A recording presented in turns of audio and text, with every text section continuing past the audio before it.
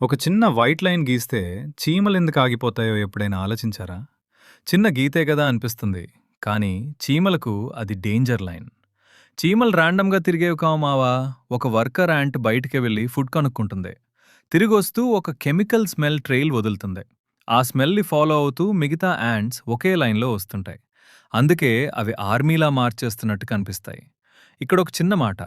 మీరు వీడియో ఇంతవరకు చూస్తున్నారంటే కంటెంట్ మీకు నచ్చిందన్నమాట. అలా అయితే చిన్న సపోర్ట్ చేయండి. లైక్ చేయండి, సబ్స్క్రైబ్ చేయండి, షేర్ చేయండి. ఇది నాకు ఫుల్ మోటివేషన్ ఇస్తుంది. సరే, ఇప్పుడసలు సైన్స్‌లోకెళ్దాం. మనము వారి దారిలో ఒక పెస్టిసైడ్ చాక్ లైన్ వేస్తాం. అది నార్మల్ స్కూల్ చాక్ కాదు. దానిలో స్ట్రాంగ్ ఇన్సెక్టిసైడ్ కెమికల్స్ ఉంటాయి.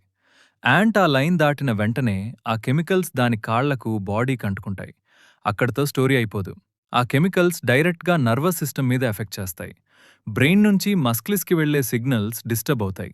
అంటే బాడీకి కంట్రోల్ సరిగ్గా ఉండదు. మొదట బ్యాలెన్స్ పోతుంది. తర్వాత బాడీ షేక్ అవుతుంది. చివరికి పారలిసిస్. అలా ఒక చిన్న వైట్ లైన్ కంప్లీట్ యాంట్ కాలనీని స్టాప్ చేస్తుంది. సో అది చాక్ మాత్రమే కాదు మావా. అది ఒక సైలెంట్ కెమికల్ అటాక్ లైన్.